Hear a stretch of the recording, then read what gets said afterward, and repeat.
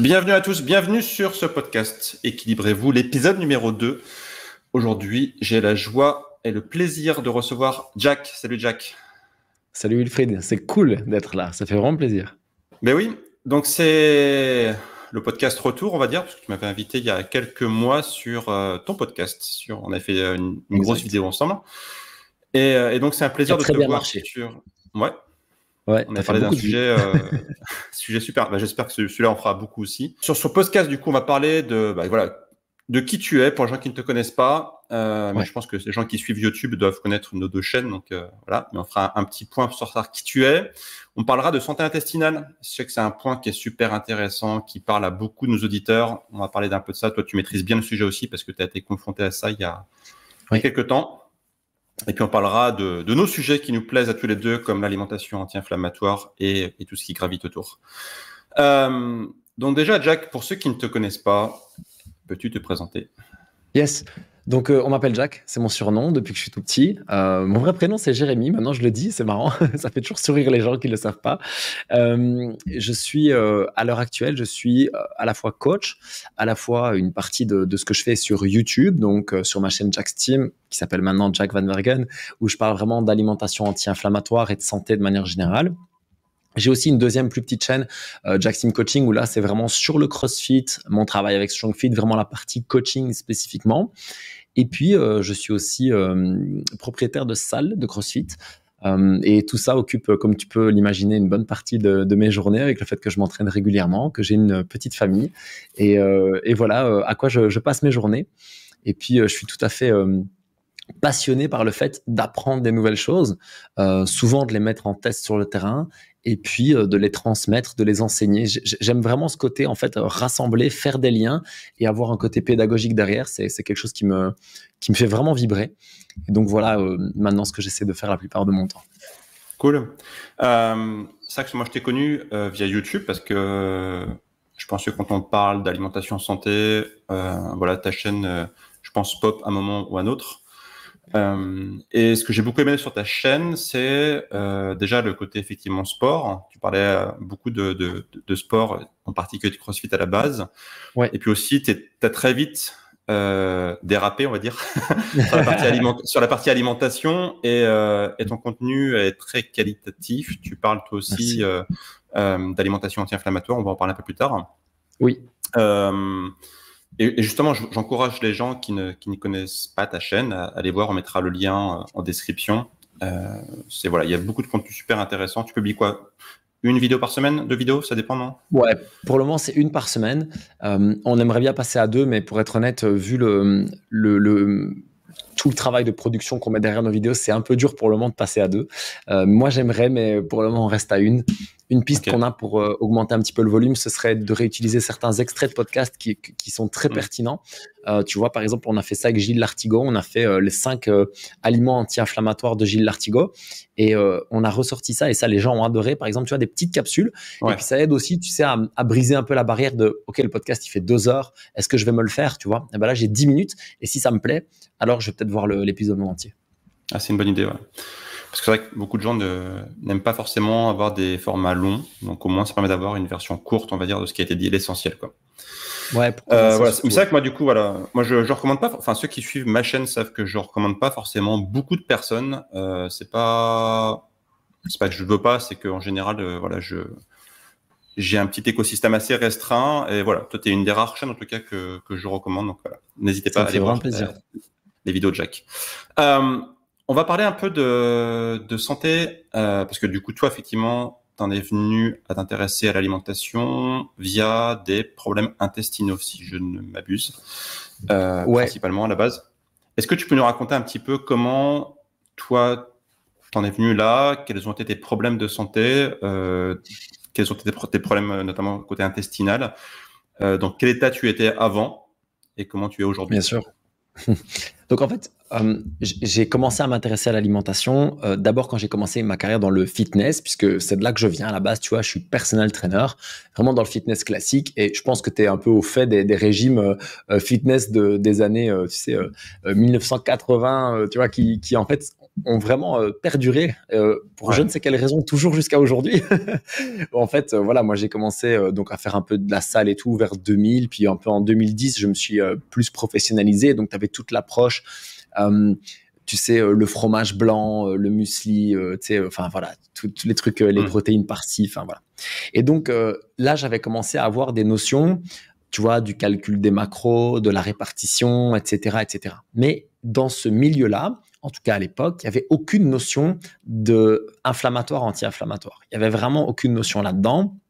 On C'était parlait juste plus de quantité que de qualité, en fait, quoi. exactement la quantité pour l'esthétique, en fait. Et ce qui est vrai, c'est que si tu as un objectif très court terme et que et surtout si tu es jeune, ce qui est quand même le public principal que ce genre de régime vise au début, eh bien, tu as moins de tracas au début et donc tu peux te permettre de faire des choses un petit peu plus inflammatoires, même si ça peut te rattraper un jour. Et donc, je me suis intéressé à ça et ce sont deux faits totalement distincts, mais un jour, j'ai pris des antibiotiques pour une angine blanche assez sérieuse et ça m'a vraiment pulvérisé la flore intestinale. Bon, après, maintenant que j'ai un peu bossé sur le sujet, bah, ça semble normal puisque les antibiotiques, ça dit bien ce que ça veut dire.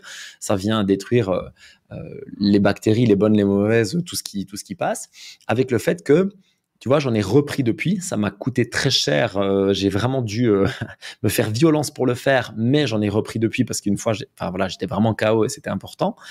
Et j'ai réussi à refonctionner. Et en fait, un truc qu'on apprend, c'est que prendre des antibiotiques lorsqu'on a une flore intestinale qui fonctionne bien et surtout qui est capable de se régénérer, de se repeupler, etc., parce qu'on va lui donner à manger, eh bien, ça fonctionne beaucoup mieux. Sauf qu'à l'époque, j'ai un régime très pro-inflammatoire, sans le savoir, et surtout, j'ai un régime pro-inflammatoire depuis très longtemps, parce qu'en fait, j'ai mangé à peu près toute ma vie des aliments industriels, du sucre, du pain, du lait, enfin, voilà, toute ma vie, quoi, et beaucoup d'alcool quand j'étais jeune, la fête, etc.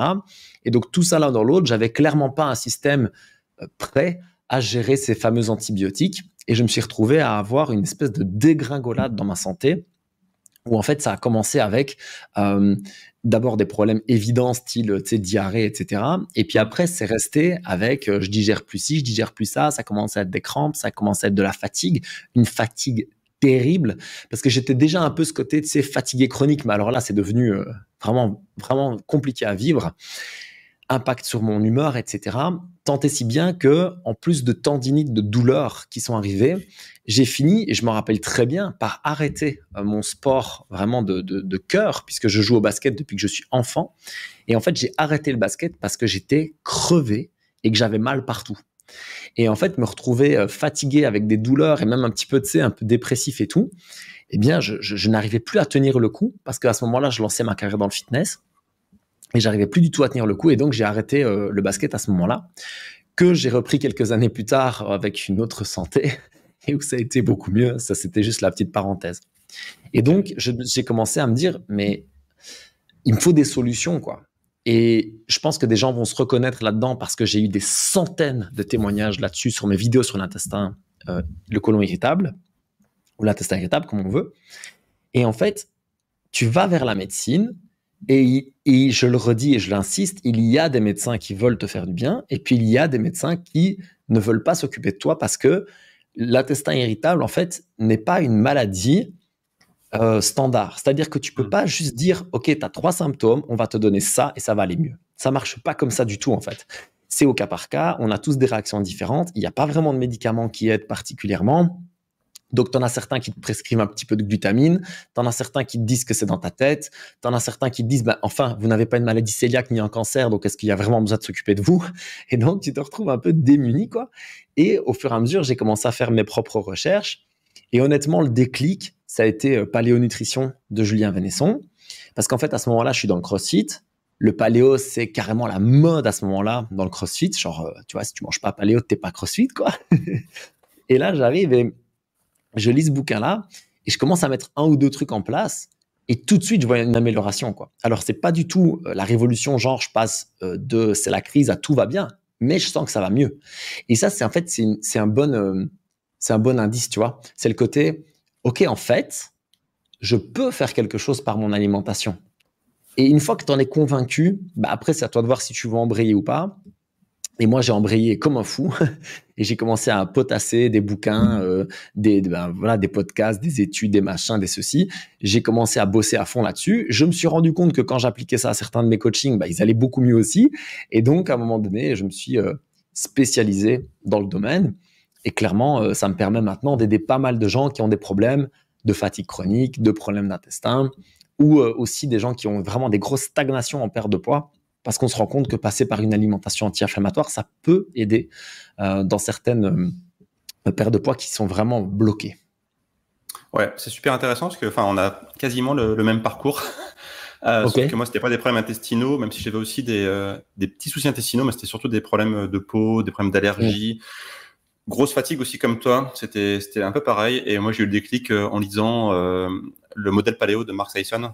Donc, mais c'était pareil en fait. Et c'était aussi à l'époque où j'ai commencé le CrossFit. Donc c'est pour ça qu'il y a beaucoup de points communs, c'est assez marrant. Et c'est aussi en mettant en place 2-3 petites choses que j'ai vu que mon acné disparaissait, je me suis dit il y a peut-être un truc en fait quoi. Peut-être qu'apparemment il y a ça, c'est pas complètement illogique et en fait et pareil en me renseignant, en lisant d'autres livres en parallèle, j'ai compris en fait que tout ça faisait sens et qu'en fait c'était juste de la science et quand on comprend un peu comment marche le corps, on se dit en fait c'est tellement logique. mais ce qui est dommage en fait c'est de passer par des symptômes pour s'en rendre compte et donc moi ce que je fais aujourd'hui c'est plutôt faire du préventif, éviter d'arriver vers la pathologie qu'on veut ensuite soigner mais plutôt éviter que ça arrive, faire du préventif quoi. C'est ça, avec le problème franchement, il faut être honnête. Tu sais, tu peux reporter ça aux étirements. Tu sais, tu vas chez le kiné parce que tu as mal, il te dit de t'étirer, tu t'étires, tu n'as plus mal. Comme tu n'as plus mal, tu arrêtes de t'étirer et puis tu recommences à avoir mal, tu vois. Et en fait, l'alimentation, c'est souvent un peu ça. C'est-à-dire qu'on attend d'être dans un problème, effectivement, pour aller prendre l'info. Et je pense que les gens qui tombent sur ta chaîne ou sur la mienne, malheureusement, c'est souvent des gens qui ont déjà des problèmes ou qui ont un proche qui ont des problèmes. Alors, j'aime mieux aussi faire du préventif, ça c'est une certitude, parce que comme je le dis, et ça je le pense sincèrement, si j'étais resté avec mes problèmes d'intestin et que j'avais rien fait, j'aurais pas la même vie et j'aurais probablement déjà des problèmes de santé aujourd'hui à 37 ans, et n'en parlons pas dans 10 ou 15 ans, dans quel état je serais franchement, parce que t'imagines quand on arrive avant 30 ans à devoir arrêter le sport tellement t'es fatigué et tellement tu as mal, imagine ce que c'est à 40 ou à 50 quoi. Tu te dis et le reste du chemin va être long. Hein. C'est ça va être long. Et donc, il y a vraiment cette intention de retrouver la santé, la vitalité. Tu vois, je parle toujours d'énergie, j'ai toujours ça sur mon tableau. Parce que pour moi, c'est vraiment ça. C'est vraiment avoir l'énergie, le jus, la vitalité de profiter de la vie, quoi. Et ça, je l'avais vraiment perdu. Et du coup, c'est tellement puissant quand tu le retrouves. Tu as juste envie de le crier au monde entier et d'essayer, ne serait-ce que de toucher une personne de temps en temps pour aller mieux. Ce qui est marrant, pour revenir à ce que tu disais, c'est que quand tu parlais des symptômes que tu avais, tendinite, fatigue chronique, problèmes intestinaux, ce qui est marrant, c'est que rétrospectivement, avec nos connaissances qu'on a aujourd'hui, je sais pas pour toi, mais quelqu'un vient me voir avec ces 3 symptômes, tout de suite, c'est évident, quoi. Change ton alimentation directement, quoi. Là, c'est 3 red flags qui montrent que tu as un corps qui est ultra enflammé. Ouais, et typiquement, les tendinites aujourd'hui, pour moi, c'est éradication. Tu connais bien le domaine, étant coach de CrossFit. Pour moi, les tendinites, il n'y a pas de raison particulière que ça arrive. En fait, même en faisant des mouvements répétitifs et avec des fortes charges, il n'y a pas de raison particulière que ça arrive. Si tu as un corps qui est en bonne santé, qui est globalement en mode anti-inflammatoire, il n'y a pas de raison. Par contre, si tu as un corps qui a des prédispositions à être inflammé parce que tu as une mauvaise alimentation, un mauvais lifestyle, là, clairement, les tendinites, tu étais un bon client, on va dire, quoi. Je sais pas ce que tu en penses. C'est ça. Alors, je suis assez d'accord. Je mettrais un petit bémol. C'est que si tu prends un nouveau mouvement et que tu en fais trop tout de suite, malgré l'alimentation anti-inflammatoire, ça peut arriver. Je vais te donner un exemple. Tu vois, quand j'ai repris le basket, par exemple, la 2e fois, je me suis senti pousser des ailes, donc j'ai 20 ans, tout va bien. Et donc basket, course à pied sur le côté, bim bam. Mais à un moment donné quand même, j'ai mon tendon d'Achille qui me dit alors je vais pas te faire une tendinite, mais s'il te plaît fais quelque chose parce que là c'est un peu trop quand même, tu vois.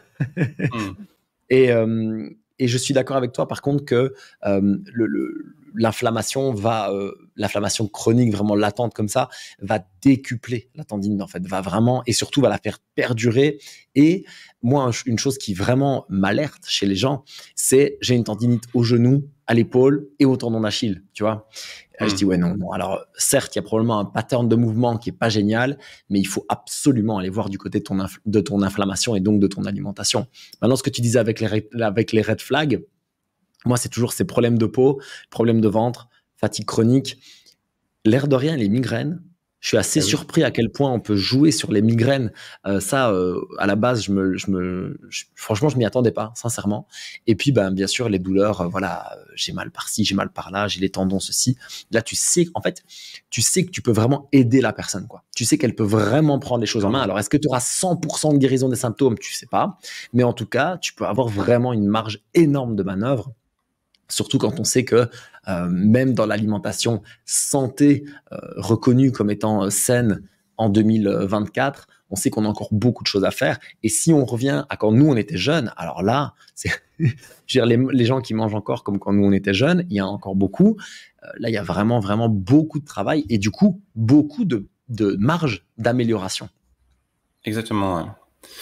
Et pour revenir aux migraines, c'est intéressant parce qu'effectivement, j'ai vu beaucoup de personnes qui suivaient mes méthodes, qui ont mis au silence leur migraine parce qu'effectivement, ils avaient des migraines chroniques.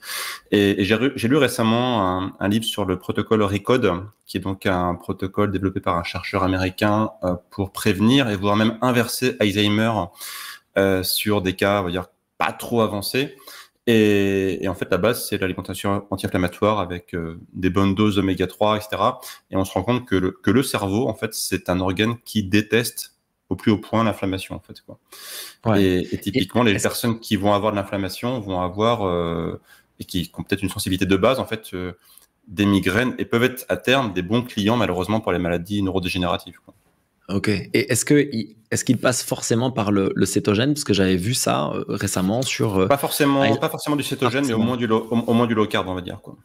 Au moins du low carb, avec des compléments alimentaires optimisés pour l'anti-inflammation. Et voilà. Bon, c'est un protocole qui est de base simple, c'est de l'alimentation anti-inflammatoire. Après, il y a des optimisations avec certains compléments alimentaires. Mais la grosse base, c'est l'alimentation anti-inflammatoire, quoi. Et tu penses qu'il y a des choses à prendre en prévention dans ce livre? Je pense que si déjà tu as un style de vie anti-inflammatoire, tu as des très bonnes bases. Après, effectivement, c'est ce qu'il dit dans son livre, c'est que tu as des gènes en fait, qui prédisposent à Alzheimer. Et dans ces cas-là, les gens qui ont ces prédispositions ont d'autant plus intérêt à mettre non seulement en place une alimentation anti-inflammatoire, plus les compléments qu'ils recommandent, qui sont normalement faits pour du curatif, mais qui peuvent, pour les gens qui ont le mauvais gène, on va dire, faire du préventif. Ouais, parce que tu vois, ça c'est quelque chose qui me parle énormément. Je me permets de rebondir, mais tu vois, je te parlais des choses que je suis content d'avoir faites, d'avoir mises en place tôt, parce que si j'avais continué, ce serait un drame. Et tu vois, dans ma famille, il y a un énorme background de maladies chroniques, de civilisation, etc. Mais vraiment énorme. Avec infarctus, avec cancer, avec Parkinson, avec hypertension, avec un truc de dingue, quoi. Et donc, je me dis, ok, j'ai 37 ans, on va dire que ça fait à la louche 10 ans que j'améliore ma santé, et ça fait aussi du coup un peu plus de 10 ans que j'ai eu mes problèmes. Je me dis, tu vois, si j'avais continué pendant 10-12 ans comme ça, à cumuler l'alimentation que j'avais avant, finalement, je vois ce qui s'est passé avec les antibiotiques que j'ai pris et avec la lecture de paléonutrition et puis d'autres bouquins, et puis tout se réveille en fait comme quelque chose de très positif, tu vois. Alors, j'ai vraiment pas rigolé quand ça m'est arrivé. Franchement, j'ai dégusté, mais je me dis, c'était mieux à ce moment-là que 20 ans plus tard, quand il était peut-être trop tard, quoi. Et donc, finalement, tous les petites pathologies, petites ou moyennes, grosses pathologies qu'on a eues quand on était plus jeune, on va dire, bah, c'était un peu salvateur, en fait, parce que ça nous a permis de mettre en place des choses assez rapidement pour éviter d'aller dans le mur plus tard. Parce qu'effectivement, il y a peut-être je dirais pas des points de non-retour, mais plus on prend des problèmes tardivement, plus ça peut être compliqué. C'est ça, plus ça peut être compliqué. Est-ce que tu traques régulièrement tes marqueurs sanguins? Alors, pas spécifiquement, mais là, je vais le faire prochainement. Notamment, je vais participer à une conférence au mois d'avril où il y aura des gens qui vont justement pouvoir faire notamment tout ce qui est étude du niveau inflammatoire du corps. Donc, je suis très curieux de voir où j'en suis. Bien sûr. Est-ce que tu as une idée des quelques marqueurs qui vont te proposer? Parce que moi, ça m'intéresse beaucoup, parce que moi, j'ai mon Ouais, idée ouais. sur la question, mais est-ce qu'il y a des trucs Bah, tu vois, tu as tous les molécules CRP réactives, Mhm. etc. Enfin, tous les molécules classiques de l'inflammation. Euh, et effectivement, tu as des niveaux standards. Et puis, je pense que chez beaucoup de gens, malheureusement, ces niveaux sont assez élevés. Donc, on va voir où j'en suis moi. Je pense, enfin, j'ose espérer que je suis sur des niveaux raisonnables.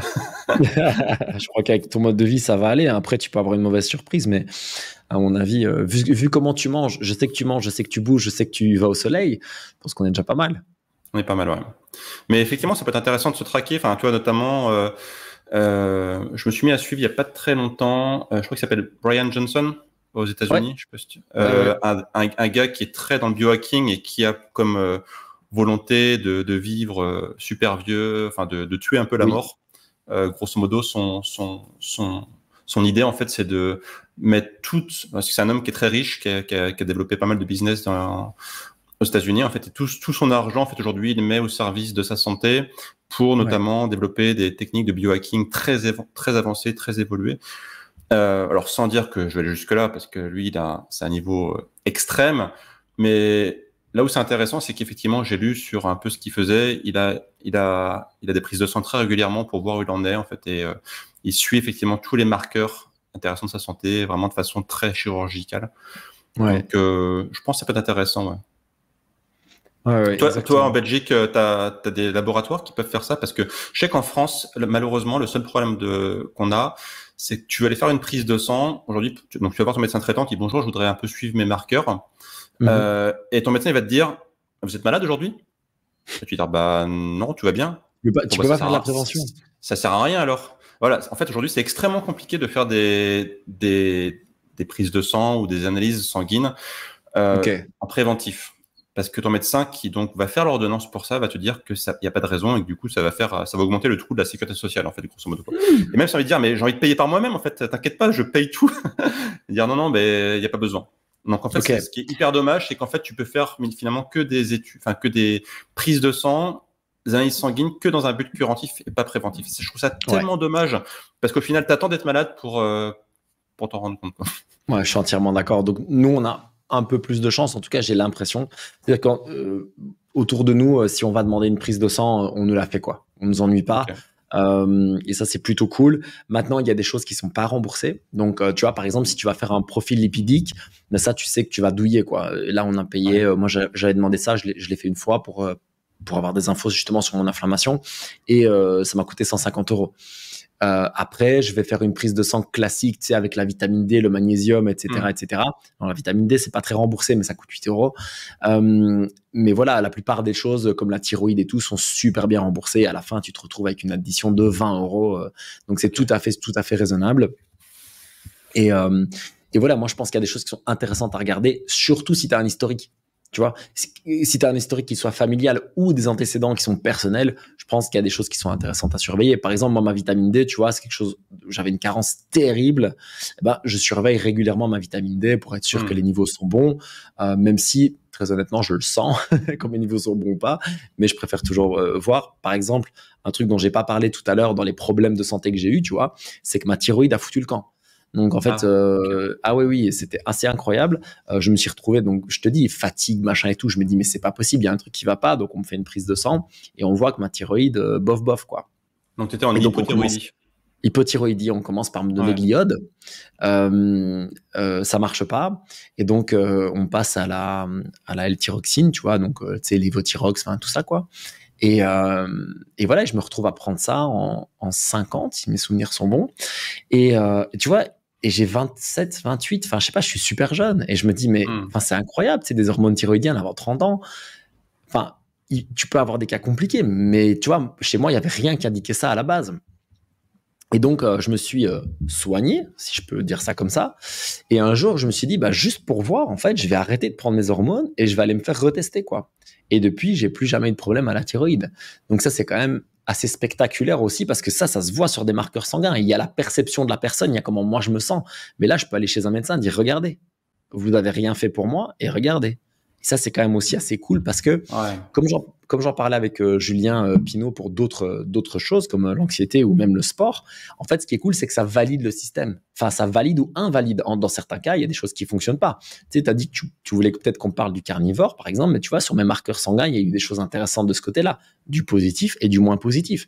Et du coup, c'est intéressant parce que tu te dis, tu peux un peu a posteriori comme ça voir si ce que tu mets en place est validé objectivement, même si je pense, et je serais très intéressé d'avoir ton avis là-dessus, moi je pense que la perception de la personne, c'est le plus important. À partir du moment où tu te sens bien, tu sais, quelqu'un qui me dit oui, mais je veux quand même faire une prise de sang. Je dis mais tu te sens super bien. Parce qu'elle avait fait un changement alimentaire, tu vois. Je dis tu te sens hyper bien, tu dors mieux, tu fais mieux ton sport, tu as perdu du poids, tu as bonne mine, tout le monde te le dit. À ton avis, ton marqueur sanguin, il va dire quoi? Tu peux aller voir, je trouve ça cool. Mais je veux dire, si même ton marqueur sanguin n'est pas le bon, t'es dans le bon, t'es en train de faire quelque chose qui est bon pour toi, c'est une certitude, tu vois. À partir du moment où tu te sens Ouais. mieux toi, je pense que ça, c'est quand même capital, quoi. Je suis assez d'accord avec toi. Le ressenti, c'est super important. Et beaucoup de gens ne savent pas trop écouter leur corps, malheureusement, parce qu'ils sont tellement pris dans un environnement, tu vois. Il y a beaucoup de Ouais, bruit et tout. Ils savent plus c'est écouter sûr. leur corps. Après, je pense que ça reste quand même intéressant de faire des petits contrôles de temps en temps. Tu vois, juste un Oui, petit, on le fait pour sa voiture. Pourquoi on ne ferait pas pour notre corps, en fait, finalement? Ta voiture, elle c'est dit, bah, ça. elle roule bien.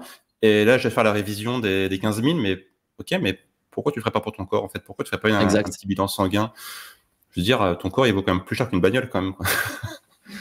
Beaucoup de gens C'est entretiennent clair. mieux leur voiture entretiennent mieux leur voiture que leur corps, Ouais, c'est donc, incroyable ce truc. On me l'a dit un jour et depuis, c'est vrai que ça, c'est resté cette image de dire, bah oui, il y a des gens, effectivement, qui mettraient jamais une essence de mauvaise qualité dans leur bagnole, mais qui mangent un c'est ça kebab. qui Ouais, choisissent la ouais, meilleure évidemment. huile possible. C'est l'huile Formule 1, machin. Ouais, mais c'est l'huile qui met dans les Formule 1, donc je le mets dans ma voiture, c'est la meilleure C'est huile. ça.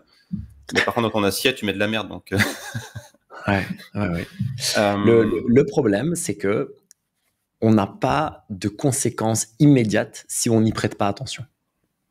Tu vois, si je prends un mauvais repas, si j'ai l'habitude d'être dans cet état un peu, tu sais, de fatigue, un peu léthargique, avec un ventre qui est pas top tout le temps, tu vois, si je suis tout le temps dans cet état-là, je ne vois pas la différence après un repas. Et je vais juste me faire rattraper un jour à 40, 50, 60 ans. Boum, hypertension, boum, hypothyroïdie, boum, inflammation, ceci, tu vois. Et là, on va te dire, ben voilà, prédiabète, ben voilà, cellules cancéreuses, ben voilà. Et là, tu te dis, OK, tous ces choix-là, en fait, j'aurais pu les faire plus tôt. Et moi, je pense quand même très, très souvent à ça, je t'avoue. Parce que je ce fais pas que des bons que choix alimentaires, mais je me rappelle toujours que dans 10, 15, 20 ans, je serais content de faire majoritairement des bons choix ouais, alimentaires. c'est ce que je dis aux gens parfois, en fait, c'est que arrive un moment où il faut payer l'addition. Ouais, Et parfois, elle peut te saler. Donc effectivement, les choix qu'on fait aujourd'hui semblent parfois anodins. On se dit, ouais, ça va, les gens qui disent, ouais, j'ai pas un bon lifestyle, mais ça va, globalement, aujourd'hui, je suis en bonne santé. Mais je dis, ça va pas durer. Enfin, c'est pas pour être méchant, mais un jour ou l'autre, il faudra que tu payes l'addition, quoi. ouais, Et elle peut clair. être très salée. Effectivement, à un moment, ça peut très vite dégénérer. Récemment, dans ma famille, j'ai eu quelqu'un qui est décédé en 3 mois. Oh, C'est-à-dire que ok. c'était globalement bonne santé. Hmm. Premier problème, qui a emmené un deuxième problème, puis troisième problème, très grave. Et en 3 mois, il est décédé. Et c'est pas pour faire, c'est vraiment pas pour faire peur, mais c'est juste Rude. pour sensibiliser les gens au fait que parfois ça peut aller très très vite.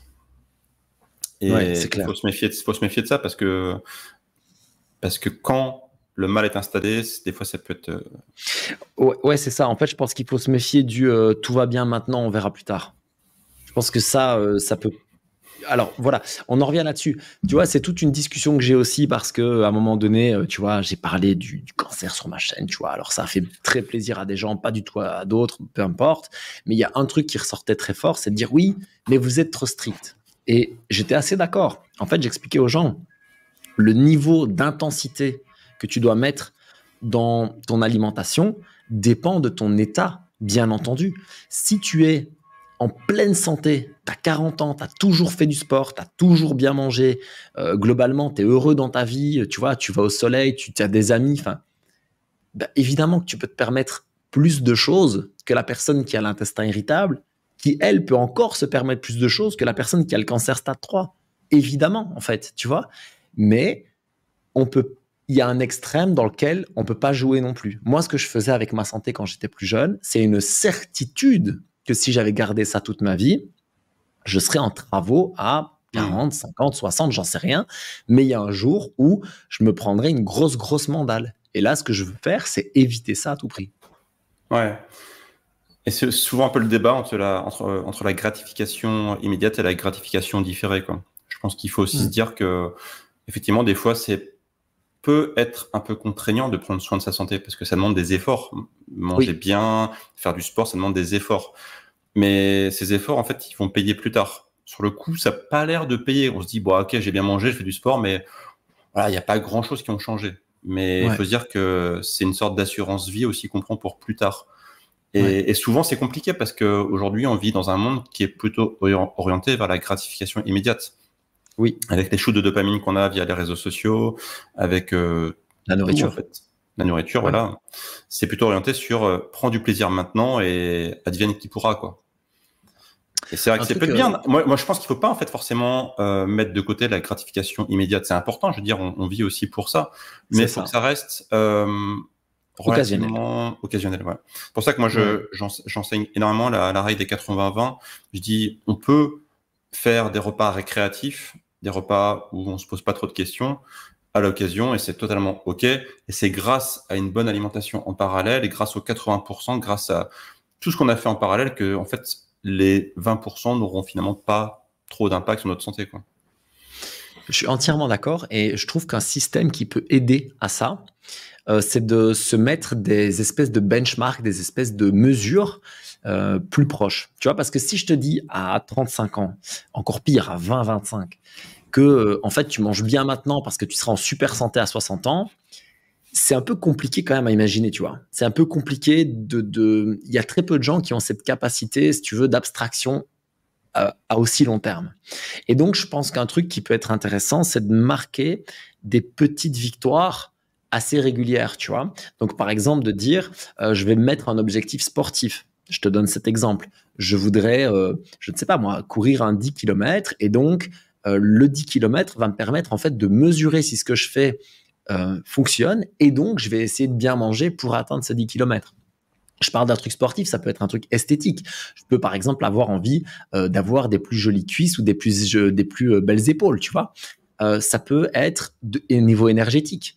Tiens, d'habitude j'ai un coup de barre à 14 heures et maintenant j'arrive à avoir, je sais pas moi, plus du tout de coup de barre ou un moins gros coup de barre, tu vois. Et toutes ces petites mesures permettent, je trouve, d'obtenir une gratification qui est certes différée, mais qui est pas différée à 25 ans. Tu vois, elle est différée à 1 mois, 2 mois, 3 mois, voire dans certains cas 1 semaine. Parce que si tu fais n'importe quoi avec ton repas de midi et ton petit-déj, et que d'un coup, tu améliores ça, je veux dire, ton énergie en journée à 14-15 heures, elle va remonter très très vite. Tu peux changer ça quasiment du jour au lendemain en fait. Et donc ça, tu vois, c'est des petites gratifications comme ça. D'ailleurs, la petite anecdote que j'ai très très régulièrement, tu vois, j'ai un système de coaching qui s'appelle Propulsion où en fait, on fait ce que j'appelle de la perte de poids anti-inflammatoire. Tu vois, c'est-à-dire qu'en gros, on aide les gens qui sont vraiment en perte de poids, particulièrement avec des pertes de poids qui stagnent, et on passe par l'alimentation anti-inflammatoire pour débloquer ça. Et en fait, ce qui est assez fun, c'est quand ils suivent bien le truc, tu vois, puis après quelques semaines, on intègre justement le principe d'un repas écart. Parce qu'en fait, je leur dis, tu vas devoir l'apprendre. Alors autant l'apprendre tant qu'on est dans le coaching, tu vois, parce qu'un jour, tu vas avoir Noël, un anniversaire, des amis, un goûter, peu importe. Donc, on va l'apprendre maintenant. Et là, très souvent, ce qui se passe, c'est ils le font, tu vois. Et puis le lendemain, ils sont en travaux, ils ont mal à la tête, ils sont fatigués, ils ont le ventre gonflé, ils disent « Mais c'est pour ça qu'on mange plus comme ça, en fait. » Tu vois. Et alors qu'avant, c'était leur standard, ils s'en rendaient pas compte. Ils étaient tellement baignés dedans qu'ils s'en rendaient pas compte. D'être juste sorti un petit peu de ce merdier. C'est ça. Et d'y revenir. Il y a très très longtemps, j'avais fait une vidéo qui s'appelait Le syndrome de la pièce qui pue, qui disait en fait en gros que tant qu'on est dans une pièce avec une mauvaise odeur, on s'en rend pas compte. Et la meilleure façon de s'en rendre compte, c'est de sortir de la pièce, fermer la porte, attendre genre 5 minutes et re-rentrer dans la pièce. Et là, on va sentir l'odeur. Mais en fait, notre corps a une capacité en fait à mettre en sourdine les signaux d'alarme parce qu'en fait, je pense qu'à un moment, envoyer trop de signaux d'alarme, ils se rendent compte que c'est peut-être plus suffisamment efficace. Donc il est beaucoup plus sensible au fait aux nouveautés plutôt qu'à quelque chose qui est constant en fait. C'est pour ça que souvent Ouais. l'inflammation à bas bruit, l'inflammation chronique, n'a pas tant de conséquences.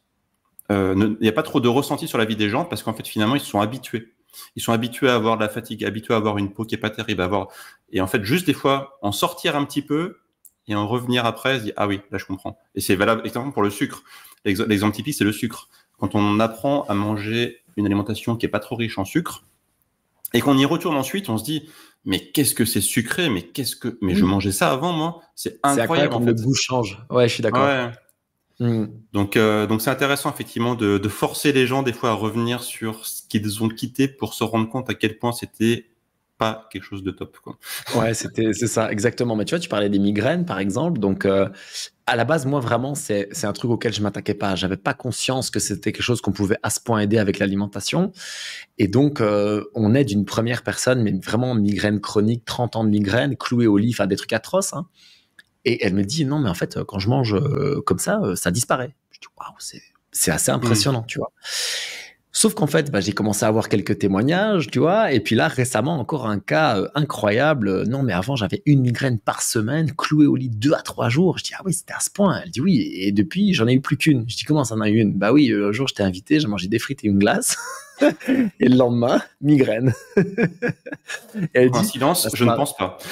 voilà, c'est ça. Et elle m'a dit, c'était assez marrant, elle m'a dit, bah, ça m'a bien calmé pour les frites et les glaces, hein, je peux te le dire, tu vois.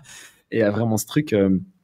Où, ouais, c'est instantané dans son cas, elle, c'était pic d'inflammation et ça repartait directement dans les migraines. Donc voilà, en général, c'est une belle piqûre de rappel. Ouais, carrément.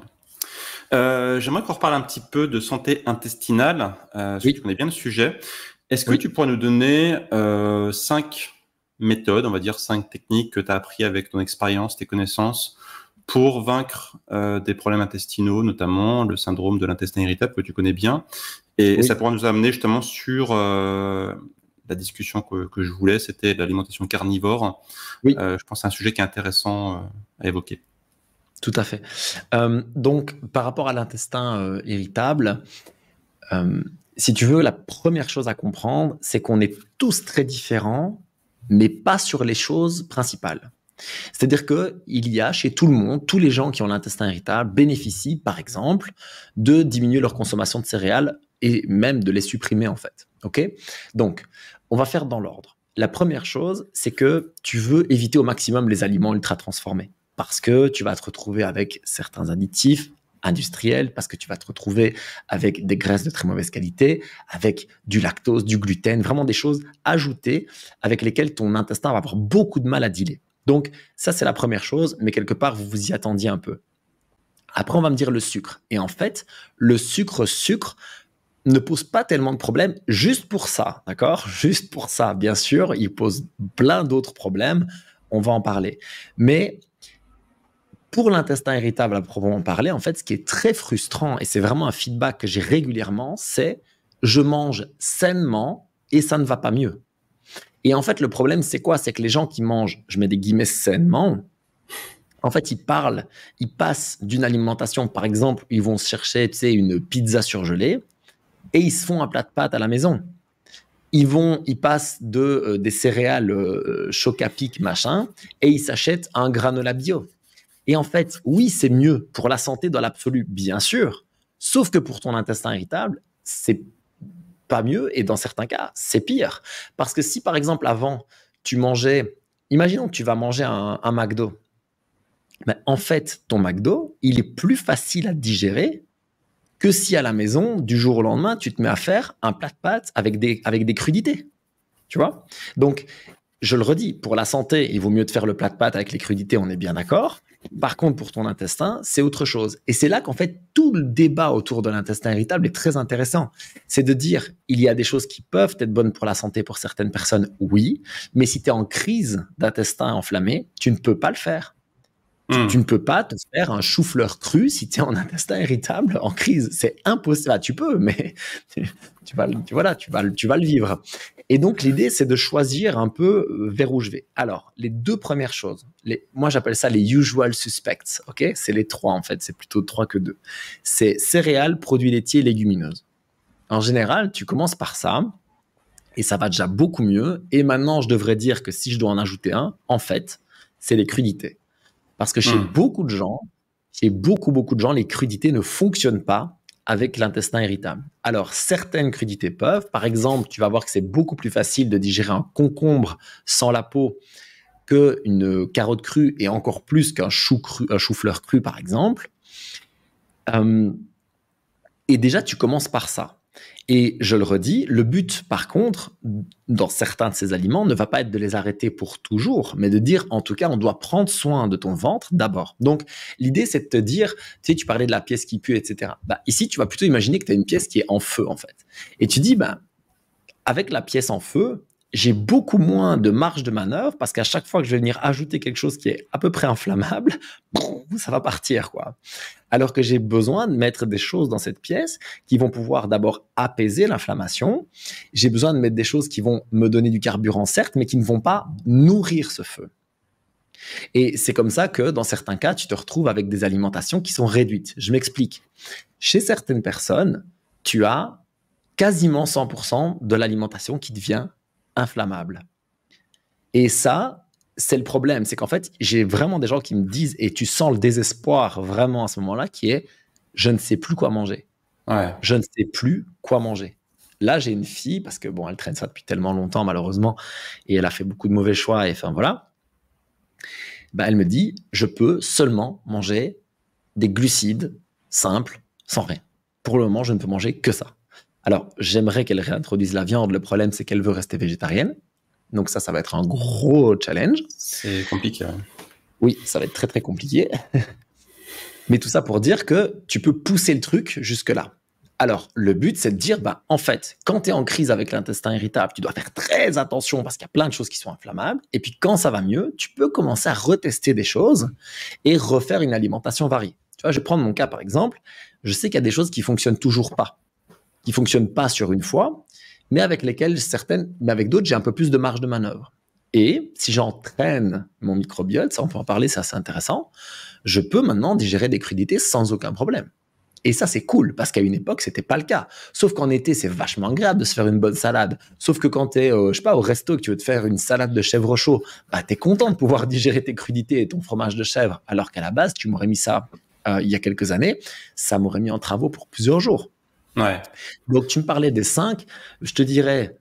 Juste, excuse-moi, avant de passer à la deuxième, est-ce que, tu parlais des légumineuses, est-ce que tu considères que même les légumineuses qui ont été trempées, etc., c'est même combat ou pas? Alors, c'est moindre. Donc, en fait, si tu consommes des légumineuses qui n'ont pas été trempées, etc., tu vas voir que tu vas faire réagir tous les gens qui ont des problèmes de ventre. Versus si tu les trempes et que tu les fais bouillir, tu vas faire réagir beaucoup moins de gens. Mais chez quelqu'un qui a l'intestin irritable, ce que j'appelle en crise, entre guillemets, ça veut dire le moment où c'est vraiment aigu. Franchement, j'ai jamais vu personne qui m'a dit les lentilles et les pois chiches, c'est la fête, quoi. Tu vois? Mais c'est sûr que par le trempage et la bonne cuisson, tu diminues, mais vraiment radicalement, les complications digestives. Ok. Donc on avait vraiment... Ouais. Donc, on a vraiment ça, c'était la première partie. Donc, enlever céréales, produits laitiers, légumineuses. Ouais. Et éventuellement les crudités. Ouais, en tout cas certaines. Voilà. Et ça, là, c'est la première partie. Ouais, alors c'est la première partie, mais ça fait quand même 4 grands groupes. Donc... Ouais. Alors, sachant que, comme tu disais, le but, c'est pas les enlever à vie. Non. Le but, c'est déjà faire une pause pour voir un peu comment ça fonctionne et puis mieux se connaître et faire reposer l'intestin pour mieux le réparer ensuite et ensuite réintroduire peut-être progressivement. Mais bien sûr, c'est pas enlever ces aliments à vie, bien sûr. Non, c'est ça. En fait, tout le monde me dit oui, mais je vais quand même remanger de ça. Ben oui, je te le souhaite, bien sûr. Mais par contre, je vais te dire un truc. Si tu digères pas les lentilles aujourd'hui et que tu continues à manger des céréales et du chou-fleur cru, tu digéreras jamais les lentilles. Et oui. Alors que si tu soignes ton ventre, tu éteins le feu dans la pièce. En fait, c'est ça l'idée, hein, c'est vraiment d'éteindre le feu dans la pièce. Et puis, tu viens réintroduire. Et là, tu vas voir que ton feu, il est peut-être tout petit comme ça au centre de la pièce. Et donc, tu peux remettre plein de trucs. Et peut-être première étape, c'est éteindre l'incendie. Deuxième étape, c'est vaincre les sources qui ont déclenché l'incendie. Faut pas qu'il recommence. Et ensuite, Exactement. quand il n'y a plus l'incendie et les sources de l'incendie, alors on pourra envisager de réintroduire les aliments anciennement problématiques. Exactement. Avec le fait qu'il faut aussi faire la paix avec le fait que certains ne fonctionneront plus jamais. Et Ça, oui. il faut le savoir. Voilà. En tout cas, ça, c'est ce que je constate sur le terrain avec certaines personnes et avec moi-même depuis très longtemps. C'est qu'il y a des choses. Voilà, moi, tu me fais boire un verre de lait, je peux plus. Je ne peux plus. Ouais. Je suis malade direct. Par contre, je peux me permettre certains fromages. Je te parlais de fromage de chèvre, tu vois. Je peux me permettre certaines choses, mais je dois être prudent sur les quantités, sur la fréquence, etc. Tu vois. Là, par exemple, je sais pas si tu vois. Je crois que tu le vois. J'ai une petite irritation. Attends, je suis en miroir. J'ai une petite irritation là, tu vois, sur le Yes, visage. ouais, Je sais on pas la si tu vois. voit. Ouais, Eh ben, ouais. ça, c'est dû à deux choses. C'est dû au fait que, d'une part, je dors avec du tape et que parfois je le mets pas bien. Alors, ça m'aide à dormir vraiment beaucoup mieux. Après, c'est particulier, on peut en discuter, mais parfois je le mets pas bien, du coup, ça m'irrite un peu la peau. Mais ça vient du fait que j'ai réintroduit récemment et des cacahuètes et de la whey isolate, donc Okay. une forme vraiment très filtrée de protéines de lait. Et en fait, eh ben, j'ai remarqué que la whey toute seule dans une alimentation anti-inflammatoire ne me posait aucun problème. Mais si j'ajoute typiquement des cacahuètes, qui sont quand même plutôt pro-inflammatoires et plutôt en plus pro-perméabilité intestinale, eh ben ça, c'est voilà, résultat. Donc Ouais. je vais En fait, arrêter les cacahuètes et la whey ensemble. En fait, ce qui se passe, c'est que ton alimentation que tu as un petit peu modifiée a augmenté l'inflammation. Le scotch que tu te mets sur la bouche, ça a été un peu, on va dire, un peu l'étincelle, et du coup, ça a allumé un peu le feu, quoi. Les Voilà, deux, en fait, sont exactement. liés, quoi. Enfin, les deux sont liés, quoi. T'as eu d'un côté le terrain, et de l'autre côté l'étincelle. Mais voilà. Exactement, Si tu on veut, vois. si on Et met donc, des belles images. ah, mais c'est ça, c'est vraiment cool. Et donc l'idée, c'est vraiment d'apprendre à te connaître et de te dire, OK, où sont mes latitudes et où est-ce qu'elles ne sont pas et où est-ce qu'elles ne sont plus aussi. Parce qu'il faut être honnête, j'ai regagné énormément de marge de manœuvre par rapport à où j'en étais il y a quelques années, mais ça reste compliqué sur certains trucs. Je peux pas me permettre tout ce que je veux. Et en même temps, c'est plutôt une bonne nouvelle parce que je le redis, ça me rappelle à l'ordre. Ça me montre bien qu'il y a un problème inflammatoire quand je prends et des cacahuètes et de la whey. Ouais. Tu vois, hop, petit problème de peau, là ça me démange un peu, ceci, ah bah ok, il y a un problème. Je vais arrêter et je vais recommencer là où je sais que ça fonctionne bien. Et là, je vais te proposer un concept que je trouve game changer vraiment pour l'alimentation des personnes qui ont des maladies de l'intestin. C'est en fait de trouver ce que j'appelle ton alimentation de secours. Et ça demande du travail et du courage parce qu'il faut accepter de peut-être pendant une semaine, un mois, manger très peu d'aliments. En fait, je voudrais que tu trouves les 3, 4, 8 peut-être, on ne sait pas, aliments qui ne te causent aucun trouble digestif. Aucun. Ça veut dire que tu vas régulièrement aux toilettes, ça veut dire que tu n'as pas mal au ventre, ça veut dire que tu n'as pas le ventre qui gonfle, ça veut dire que tu n'es pas crevé après le repas. Aucun. Et une fois que tu as ça, en fait, ce qui est fabuleux, c'est que tu as vraiment cette sécurité. Parce que tu sais qu'en tout temps, tu peux revenir à ça, apaiser ton inflammation et reconstruire par au-dessus. Et donc, je vais te donner 3-4 exemples à moi, tu vois. Moi, par exemple, le riz blanc, les carottes cuites et le poisson, par exemple, et le bœuf maintenant, Aucun mais problème. ce sont... Alors, mais aucun problème. Je peux manger ça du matin au soir pendant 1 an et j'ai le ventre plat et j'ai plein d'inflammation et voilà. OK. Et donc, ça m'est arrivé par le passé parce que parfois on est un peu con. Et donc, j'ai fait des allers-retours, tu sais, en mode, OK, je mange super bien, tout va bien. Et puis, ben, oh, je vais essayer un peu ci, puis un peu ça. Et puis à un moment donné, bam, ça me rattrape. Eh ben, hop, alimentation de secours. J'éteins l'inflammation. Ça, tu vois, on reprend les images. Ça pourrait franchement être l'extincteur pour moi, tu vois. Et après, je reconstruis là-dessus. Je dis, OK, maintenant, je réélargis un petit peu. Donc, je vais me repermettre un petit peu d'autres fibres. Je vais me permettre d'autres sources de protéines. Je vais réintroduire des œufs, par exemple, ce que je ne fais pas dans ma diète de secours, alors que je passe super bien les œufs en temps normal, etc., jusqu'à, en été, très souvent, manger un peu plus de crudités, plus de légumes, plus de fruits, etc.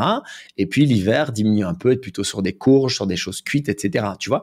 Et ça, je sais que c'est la manière de fonctionner optimale pour moi. Et tu vois, ici, bah, j'ai retesté un petit peu. Et ça plante, donc je vais revenir en arrière. Je vais réduire mon alimentation à moins d'aliments. Je vais apaiser mon inflammation et je vais rester avec ça le plus longtemps possible. Sachant que c'est ultra spécifique à chacun, et donc chacun doit expérimenter pour trouver sa diète de secours. De Exactement. secours. Et donc, après, c'est pas, pour moi, d'ailleurs, je l'ai souvent dit aussi, que c'est OK, je pense que d'avoir de temps en temps une alimentation un peu monotone. Oui, les diététiciens vont te dire que c'est peut-être une alimentation qui peut en avoir des carences, mais parfois, je pense que c'est nécessaire parce que le mythe de l'alimentation ultra diversifiée, j'y crois pas tant que ça, en fait, quoi. Non. Je pense que c'est une fausse solution. De dire aux gens, il faut manger un peu de tout. Je trouve que cette phrase, en fait, elle est pas top parce qu'elle indique aux gens que finalement, il n'y a aucun aliment qui est problématique et que tout à petite dose, c'est OK. Eh ben, c'est pas si simple que ça. Non. Je pense et encore moins si tu as des problèmes de ventre. Encore moins si tu as des problèmes de ventre. Ouais. Et donc, je pense qu'inversement, de temps en temps, une alimentation qui pose aucun problème, qui est saine pour soi, un peu monotone, volontairement, eh bien, ça peut faire beaucoup de bien, en fait. Donc, exactement. Et d'ailleurs, j'ai horreur de la phrase « faut manger un peu de tout ». Cette phrase, elle m'énerve. je suis assez d'accord. Je me suis prêté à un jeu pour un podcast solo. Le challenge, c'était de dire, si je devais construire une alimentation, je mets des gros guillemets énormes, parfaite, avec 10 aliments, qu'est-ce que je mettrais? Et en fait, tu te rends compte que tu pourrais vivre avec très peu d'aliments et ne manquer de rien. Alors, ne manquer de rien, la vitamine D, bon, je pense que voilà, c'est un peu compliqué à l'heure actuelle. Mais je suis assez d'accord avec toi sur le fait que je pense pas qu'on doit avoir vraiment l'alimentation la plus variée possible, etc. Notamment parce que je reprends toujours cet exemple. Et tu sais, vu ma gueule et mes cheveux, moi, j'ai pas, mes ancêtres, ils n'ont pas grandi en Afrique, hein. Ou alors ça fait vraiment très, très, très, très, très longtemps. Je viens plutôt du Nord. Et ça a été largement étudié.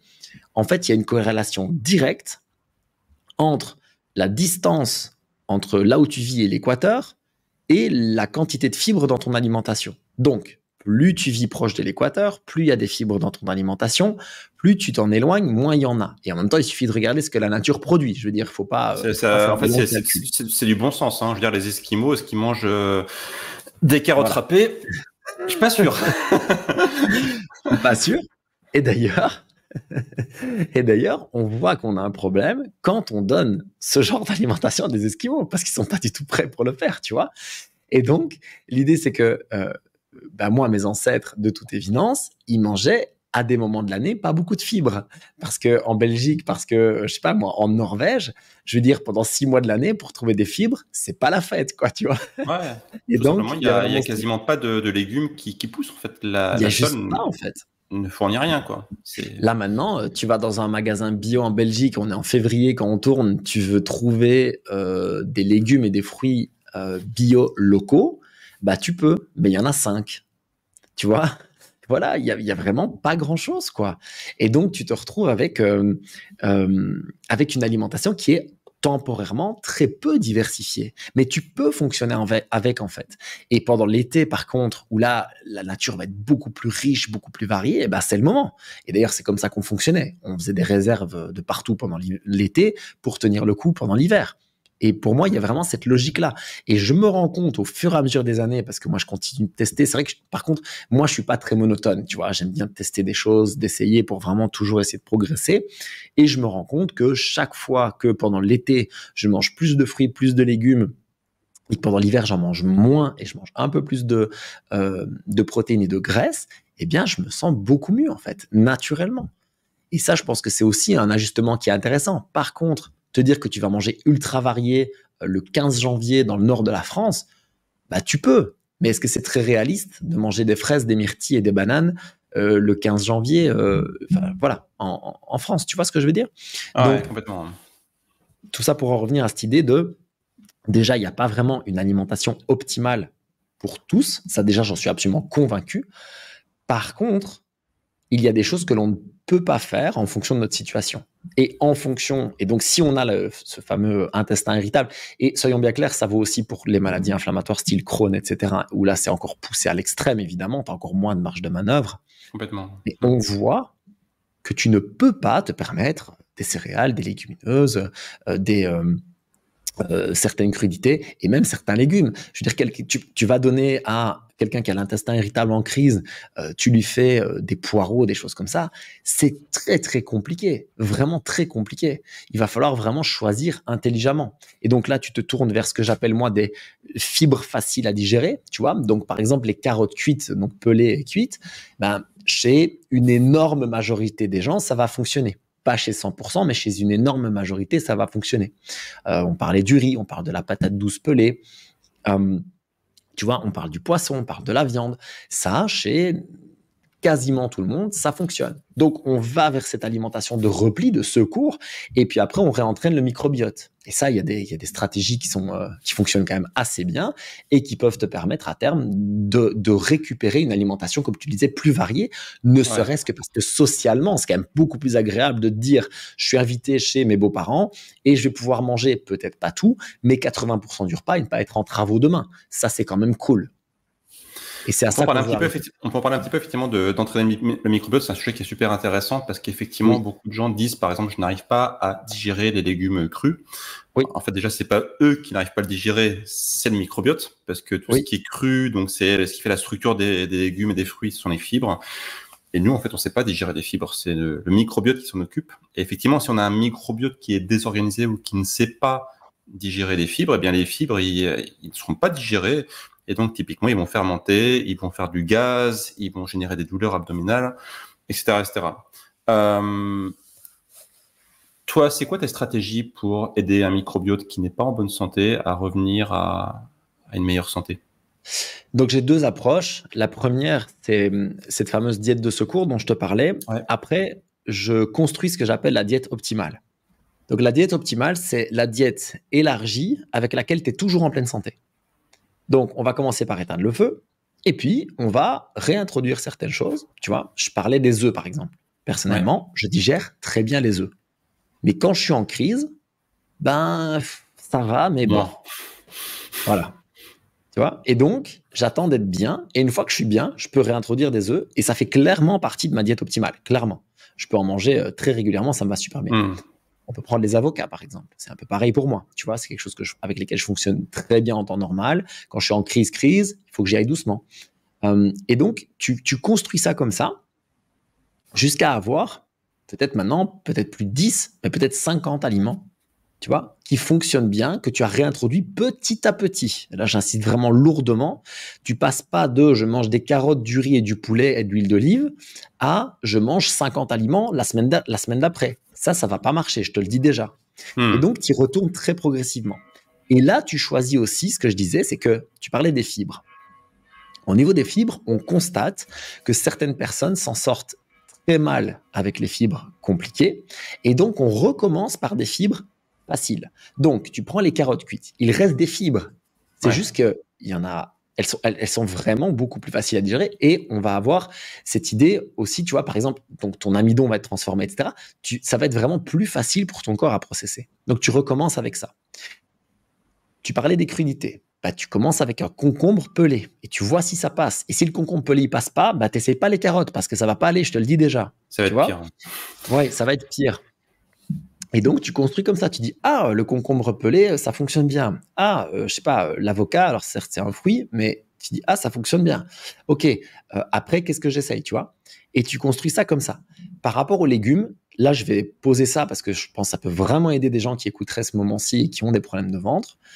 Une chose que j'ai pu constater, c'est que les légumes fruits fonctionnent beaucoup mieux que les légumes. Donc, les légumes fruits, ce sont en fait ce qu'on a choisi communément d'appeler des légumes qui, en fait, factuellement, sont des fruits. Et qui contiennent beaucoup de sucre, comme la tomate, par exemple, non? Ça, et en fait, qui viennent d'une fleur. Hein. En fait, c'est ça l'idée. Donc, si tu prends la courgette, par exemple, et par contre, pour tous ces légumes fruits, il est capital d'enlever la peau et les pépins. Mais vraiment capital, parce que ça change toute la digestion. Donc, tu prends une tomate, par exemple. Tu prends une tomate crue ou tu prends une tomate cuite sans la peau, sans les pépins. C'est pas le même truc. Le nombre de gens qui m'ont dit je ne digère pas les poivrons et je leur dis tu as bien raison, ne mange pas de poivrons. Mais un jour, juste pour essayer, tu le cuis au four pendant 1 heure, t'enlèves la peau, t'enlèves les pépins avant, tu manges juste la chair cuite Et ils disent incroyable, qu'est-ce que c'est bon, en plus c'est super sucré. Mais je dis oui, exactement. T'as vu comme c'est sucré? C'est un fruit le truc, tu vois. Et en fait, ça aide vraiment beaucoup parce que tu peux du coup réintroduire progressivement un peu, tu vois, de variété, des goûts sympas et te réhabituer quoi. Et donc ça, c'est vraiment cette approche-là, je dirais, tu pars de quasiment rien à tu élargis progressivement et surtout, tu ne te forces pas à te faire mal au ventre. Je pense que ça, c'est vraiment une mauvaise stratégie parce que, comme on le disait, tu réenclenches un peu ce truc inflammatoire et là, tu peux recommencer alors, tu vois, genre, je digérais les tomates et j'ai réintroduit des cacahuètes et maintenant, je digère plus les tomates, tu vois. Ouais. Et ben, enlève les cacahuètes, en fait. Les tomates, ça va probablement aller, en fait. Donc, ça, c'est la stratégie d'un côté. De l'autre côté, la stratégie que j'aime beaucoup, parce que j'y croyais pas trop, et en fait je l'ai testé sur le terrain, c'est d'introduire des aliments fermentés. Je pensais pas vraiment que ça marchait, honnêtement, en mode, tu sais, pour moi c'est C'est un peu vrai. un effet de mode. Pourtant, c'est quelque chose qu'on lit souvent, pourtant. Les aliments Exactement. fermentés. Et puis en fait, je me suis un peu d'abord documenté sur des sources un petit peu solides, et puis je l'ai testé d'abord moi-même. Et puis maintenant, c'est toujours comme ça que je fais de toute façon. Je suis le cobaye, moi, tu vois. Du coup, qu'est-ce que tu consommes comme aliment fermenté régulièrement alors? Alors, vraiment régulièrement, je mange choucroute, Ouais. cornichons, kimchi dès que j'en trouve du bon parce que c'est pas facile. Là, j'ai trouvé un petit asiatique qui me fait le kimchi de chez lui lui-même. Il est délicieux. Franchement, c'est incroyable. Et là, j'ai pas une bouteille sous la main. Je bois du kéfir d'eau parce que j'ai essayé Ouais. le kéfir de produits laitiers et je le passe pas super. Ah ouais. Moi, je conseille en général le kéfir de fruits, qui est un Voilà. peu plus facile à digérer parce que le kéfir de produits laitiers, non, c'est clairement pas une bonne idée. Ouais. Voilà. Alors, c'est recommandé par certaines personnes pour la santé intestinale de prendre, en fait, de faire soi-même le kéfir de produits laitiers avec du lait cru. Et du coup, tu bénéficies des enzymes du lait cru et du kéfir. Et là, on sait que si tu le passes, c'est effectivement a priori assez intéressant pour le microbiote. Et dans les études que tu peux voir là-dessus, ils recommandent aussi très souvent les yaourts. Mais les yaourts, faut être prudent parce que c'est pareil. Certaines personnes, ça peut aller, d'autres pas du tout. Alors, moi, j'ai pu constater, ça n'est que moi, surtout, ne tirez pas des conclusions pour vous, mais essayez, qu'un yaourt de brebis nature, de temps en temps, ça le fait. Mais que déjà, le yaourt de vache, c'est moins cool. Et surtout, si c'est un peu tous les jours, ça marche pas. Donc, moi, je me suis dit, bah, si c'est un peu tous les jours, ça marche pas, c'est la preuve que mon système, il en veut pas trop. Et donc, je consomme très peu de yaourt, voire pas du tout. Par contre, j'ai introduit des fromages à base de lait cru avec des ferments lactiques, du coup, et certains même, style le gorgonzola ou le roquefort, qui ont du coup encore vraiment, bah, tu sais, la moisissure, quoi, tu vois. Ouais, il y a Et plein de bonnes bactéries dedans, encore. exactement. Et donc ça, en petite quantité, ça marche très bien aussi. Et je dirais que maintenant, j'ai un apport en aliments fermentés entre 2 et 5 portions par jour. Voilà. Ok. Donc, et franchement, ça me réussit très bien. C'est quelque chose que j'ai introduit ici, je dirais, depuis une petite année, un peu moins, et ça me réussit très bien. Je vois vraiment que je digère beaucoup plus facilement d'autres choses grâce à ça. Alors, est-ce que c'est grâce à ça? En tout cas, en même Je temps. pense que t'as un peu rééduqué ton système, enfin ton microbiote intestinal, et donc il est beaucoup plus en forme pour pouvoir digérer en fait. Parce que Ouais. clairement, le microbiote et l'intestin ils vivent en symbiose. Donc quand il y en a un qui va mal, l'autre va mal aussi. Donc faut prendre soin pour prendre soin de l'autre. C'est Je suis obligé. tout à fait d'accord. Et donc, pour l'histoire, parce que tu voulais parler du carnivore, on peut y arriver après. Ouais. Et donc, j'ai mangé 40 jours carnivore l'année dernière. Ça fait à peu près un an jour pour jour que j'ai arrêté. Et j'y vois vraiment des bénéfices, donc on en parlera. On Mais, peut en parler maintenant, soyons fous. ok, Effectivement, on peut en parler parce que c'est un type d'alimentation qu'on voit passer par-ci par-là sur Internet. oui, Beaucoup de gens y voient de l'avantage. Les oui, véganes et les végétariens y voient une aberration sans nom. oui, Le seul enfin, un des gros avantages je vais pas dire le seul, ce serait méchant. Le gros avantage de la viande, c'est qu'il y a à l'intérieur aucun élément problématique pour l'intestin.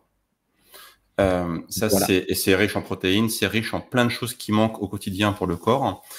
Donc tu vas nous en parler parce que toi, du coup, tu l'as vécu, tu as vraiment fait une expérience pendant 40 jours.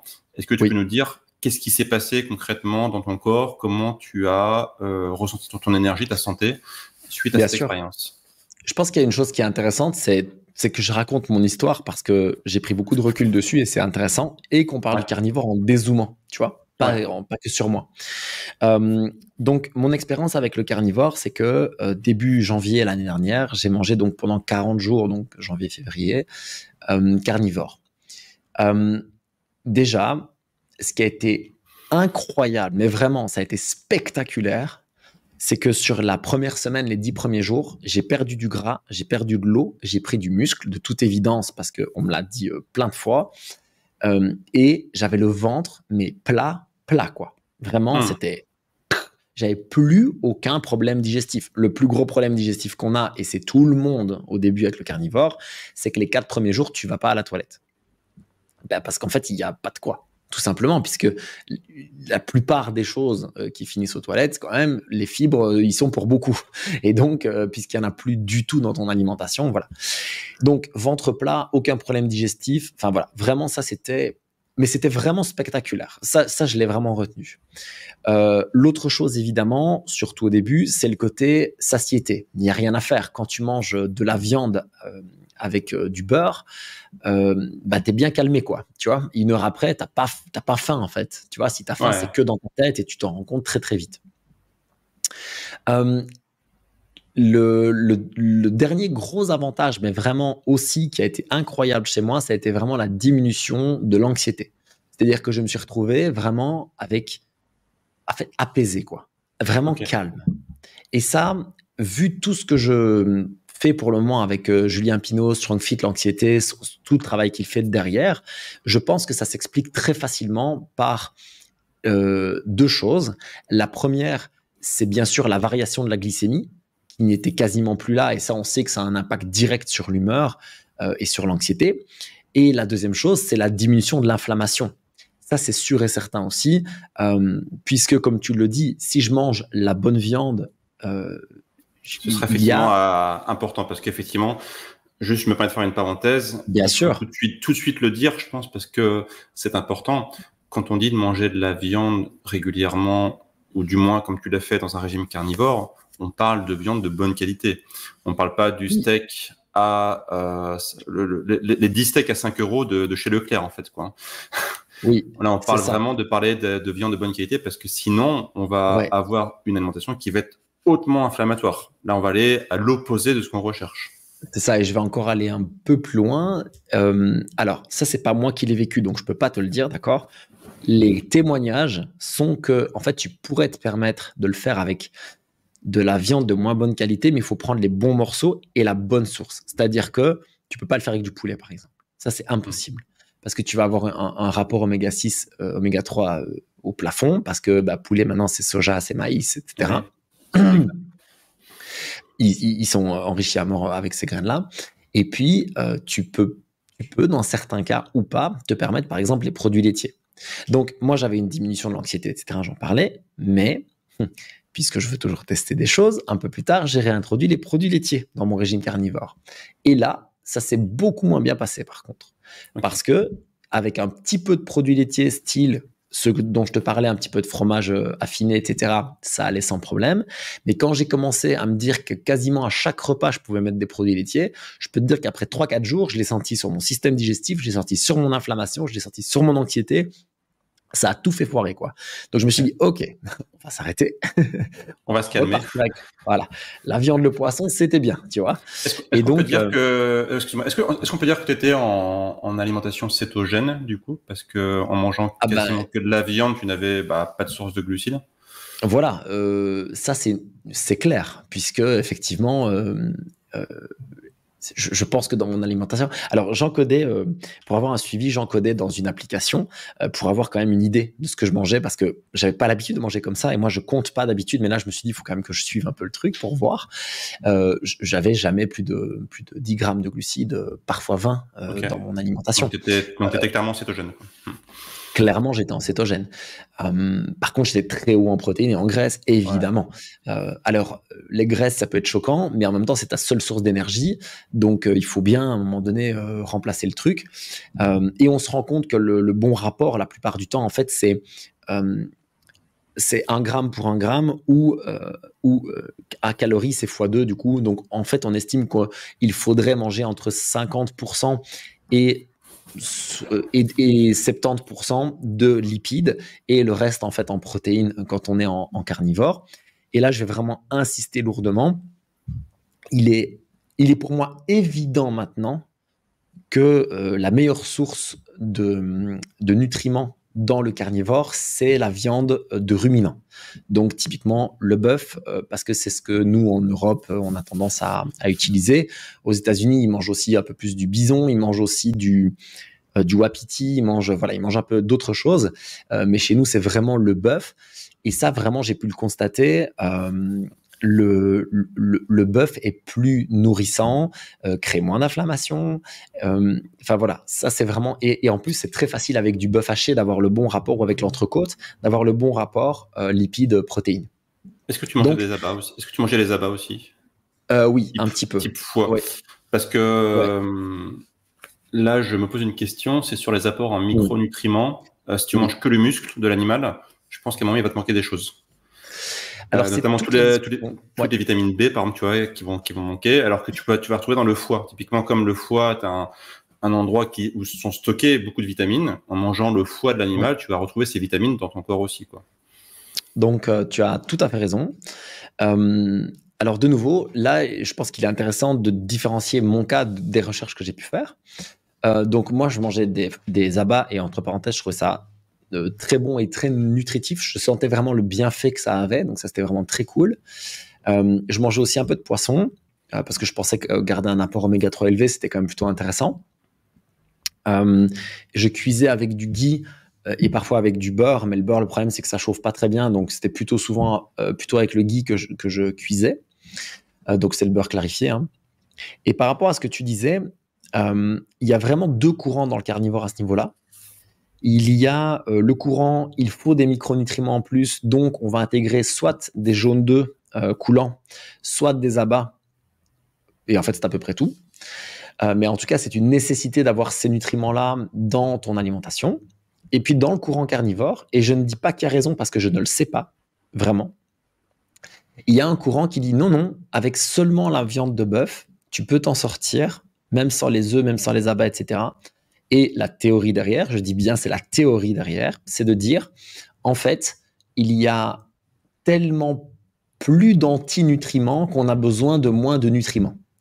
Donc, pour expliquer rapidement aux gens ce que c'est, les antinutriments, ça sont des facteurs qui sont naturellement présents dans notre alimentation, le tout étant de les limiter en fonction de notre profil. Donc, par exemple, on parlait des personnes qui ont des problèmes d'intestin, c'est très intéressant de faire attention aux antinutriments. Et donc, ces antinutriments, ils vont, par définition, nous empêcher d'absorber certains nutriments. Et dans l'alimentation carnivore, si je ne mange que des entrecôtes ou du bœuf haché, de par le principe de détoxification que les ruminants vont avoir parce qu'ils ont un procédé de digestion totalement différent du nôtre, eh bien, il n'y a pas d'antinutriments dans l'alimentation et donc on aurait besoin de moins de nutriments. Un exemple assez surprenant, et ça c'est un truc dont je voulais te parler, tu sais, je te parlais des marqueurs sanguins, c'est que la première remarque qui arrive, c'est où vas-tu trouver ta vitamine C? Ça arrive vraiment très souvent, puisque c'est connu, la vitamine C, c'est les fruits et les légumes. Eh bien, j'ai testé ma vitamine C avant-après et elle n'avait pas bougé. Et pour l'histoire, je me suis forcé à ne prendre aucun complément alimentaire pendant 40 jours. C'était ma question d'après. Exactement. Parce qu'effectivement, tu peux compenser les micronutriments par des compléments alimentaires. Ça peut être une solution. Bien sûr. Et justement, pour jouer le jeu, j'ai rien pris. Donc, c'est-à-dire que j'ai pas pris d'oméga 3, j'ai pas pris de vitamine D. D'ailleurs, ça a été dur, j'aurais dû. Parce que je prenais du foie de morue, du coup, à la place, mais ça n'a pas suffi. J'avais ma vitamine D qui a chuté quand même. Et voilà, j'ai rien pris pour voir. Et sur ma prise de sang, du coup, très intéressant de voir que ma vitamine C n'avait pas bougé. Ok, super intéressant. Moi, j'aurais juste... alors, j'ai pas de réponse non plus à ce qu'il faudrait consommer des abats ou pas.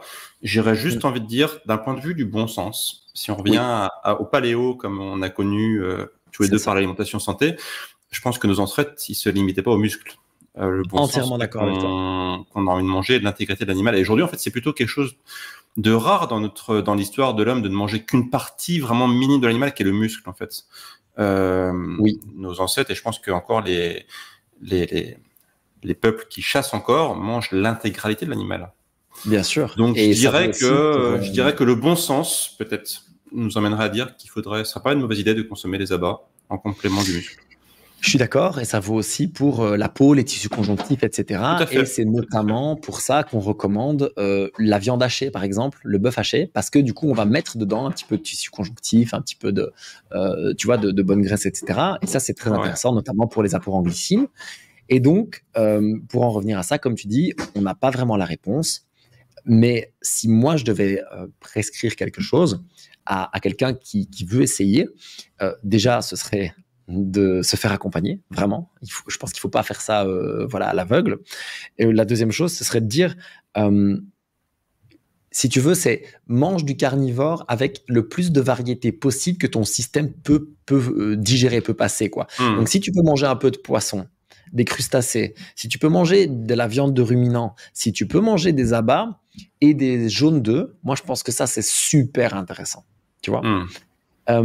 Si après, t'es tellement... Alors, il y a des cas rarissimes, mais vraiment rarissimes, de gens qui ne peuvent fonctionner que avec la viande de ruminants. Parce qu'ils ont des conditions inflammatoires tellement avancées qu'il n'y a que ça qui fonctionne, tout le reste crée une réaction. Eh bien, dans ce cas-là, on fait ça. Mais quand je dis rarissime, c'est au-delà, hein, ça n'existe quasiment pas, mais ça a été rapporté. Et donc, à chaque fois, ces personnes-là sont calmées avec la viande de ruminant. D'ailleurs, je pense sincèrement, et ça, enfin voilà, je le dis sur un podcast, mais on serait tous les deux, je te dirais la même chose. C'est vraiment cette idée où moi, je ne pense pas que l'alimentation carnivore soit optimale pour l'humanité entière. Je ne le pense sincèrement pas.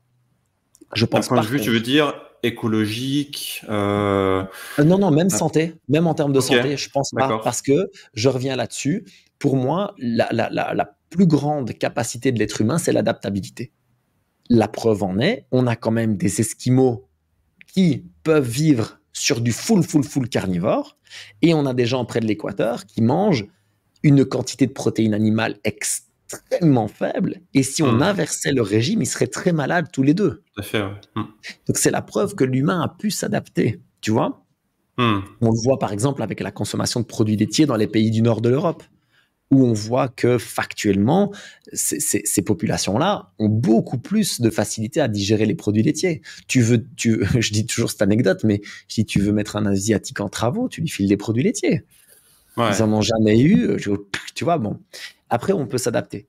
Là où je veux en venir, c'est que je ne pense pas qu'il y ait une alimentation optimale pour l'être humain, hormis l'alimentation finalement naturelle. Je pense que l'idée, c'est de manger ce qui vient de la nature et ce qui nous correspond.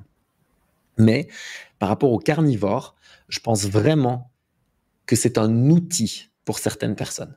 Et je pense aussi qu'il y a certaines personnes qui sont largement en meilleure santé quand elles ont une alimentation majoritairement à base de produits animaux, et d'autres qui sont mieux quand elles ont des alimentations majoritairement à base de produits végétaux. Entre parenthèses, je vais recevoir bientôt quelqu'un qui va venir me parler de la génomique, parce que apparemment dans les études de génome, on pourrait commencer à trouver ça avec la capacité à fonctionner avec les graisses saturées ou pas, en grande ou en petite quantité, qui serait peut-être identifiable dans le génome. C'était la petite parenthèse. Mais ça s'expliquerait notamment, comme je te le disais, par rapport à nos ancêtres, quoi. Ce serait logique que quelqu'un comme moi ait plus de facilité à avoir une alimentation majoritairement carnée, ce qui, entre parenthèses, n'est pas forcément mon cas, que quelqu'un qui vit près de l'équateur. Oui, tout à fait.